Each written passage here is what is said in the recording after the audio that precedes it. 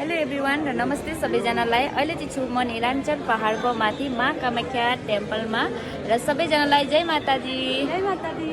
सबैजनाले कमेन्टमा लेख्नु होला जय, प्रेम से बोलिए जय माता दी। जोर से बोलो जय माता दी। प्रेम से बोलो जय माता दी। जय माता दी। जय माता दी। जय माताजी। जय माँ कामाख्या। जय माँ कामाख्या। यता चाहिँ मेरो साथी र म चाहिँ ट्रेनको वेट गरिरहेका छौँ। विश्वनाथचार्यको ट्रेन स्टेसनमा चाहिँ हामी यहाँ रोकिरहेको छौँ र गाइस ट्रेन पनि आइसकेको छ। अनि हामीले चाहिँ विश्वनाथचार्यबाट डाइरेक्ट पल्टन बजारमा नामेका थियौँ, किनभने कामाख्यामा पनि हामी नाम्न सक्थ्यौँ, बट हामी चाहिँ पल्टन बजारमा नामेका थियौँ। अनि यता चाहिँ ट्रेन आइसकेको छ। ट्रेन आउने बित्तिकै हामीहरू स्लिपरको टिकट थियो र हामी डाइरेक्ट गएर सुत्यौँ। अनि बिहान उठेर हेरेका त हामी पल्टन बजार आइपुगेका थियौँ। कति सजिलो हेर्नुहोस् त, राति ट्रेनमा बस्नु बिहान पुग्नुहुन्छ, बिहान दिनभरि दर्शन गर्नु घुम्नु, राति फेरि रिटर्न ट्रेनमा आउन सक्नुहुन्छ र यति सजिलो भएको छ। माँको दर्शन कसले कसले गर्नुभएको छैन, हजुरहरूले गएर माँको दर्शन गर्न सक्नुहुन्छ।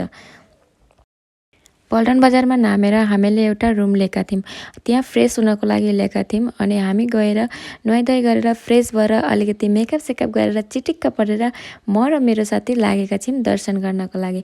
अनि हेर्नुहोस् त, मेरो साथीलाई चाहिँ यति राम्रो सुहाएको छ, साडी लगाएर कति राम्रो देखिन्छ। साडीमा नारी भन्छ नि, त्यही हो गाइस। र यति राम्रो देखिएकी छिन् मेरो साथी, म हजुरहरूलाई भन्न सक्दिनँ। र गाइस त्यही पछाडि म र मेरो साथी चाहिँ लागेको थियौँ माता रानीको दर्शन गर्नको लागि। सबैभन्दा पहिला हामीहरू गयौँ गाडीमा र नामिसकेर चाहिँ हामीले लियौँ यहाँनिर फुलपाती सब कुछ लिएर, चप्पल सप्पल त्यहाँ राखेर कुपन लिएर अनि हामी लाग्यौँ लाइनमा। र लाइनमा चाहिँ बहुत टाइम लाग्नुपर्छ गाइस। अब 7 बजीबाट लाइनमा 4 बजीसम्म लागेका, सोच्नुहोस् कति टाइम हामीहरू लाइनमा लाग्यौँ होला।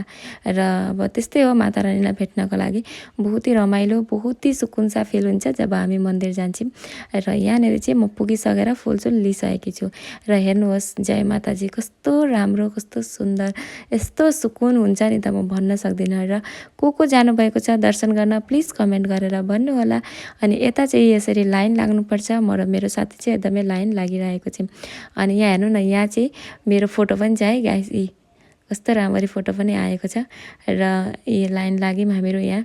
र लाइन लाग्दा फेरि धेरैजना आफन्तहरू पनि भेटेका छौँ, धेरै रमाइलो फिल पनि भइरहेको छ।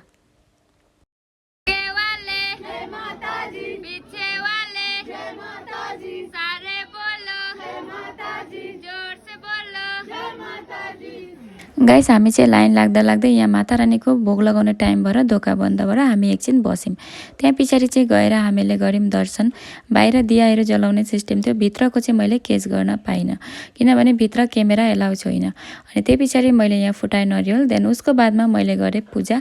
र यहाँ हेर्नुहोस् न, यहाँनिर चाहिँ सिक्का यसरी टाँच्न सकिँदो रहेछ। र यहाँ यो सिक्कालाई चुप्काएर अर्को एउटा सिक्का हामीले लिन सक्छौँ। अब पैसा लिएर यो पैसा चाहिँ आफ्नो पूजा गर्ने ठाउँमा वा आफ्नो पर्समा राखेको बहुत राम्रो गरेर मैले पनि एउटा पैसा चिप्काएर अर्को पैसा लिएकी छु।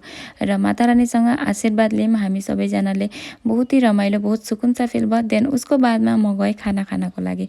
हेर्नुहोस् त, यहाँनिर यति राम्रो खाना पाइन्छ, अन्नपूर्ण यो चाहिँ होटल अरे।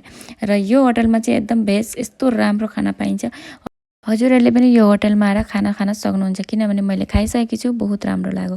र सबैजनालाई जय माताजी, धन्यवाद दिलसे। सबैजनाले धेरै माया दिनुभएको छ, यस्तै माया दिनुहुन्छ भन्ने आशा राख्दै आजलाई यति नै। सबैजनालाई बाई बाई, जय माताजी, हेर्दै बस्नु।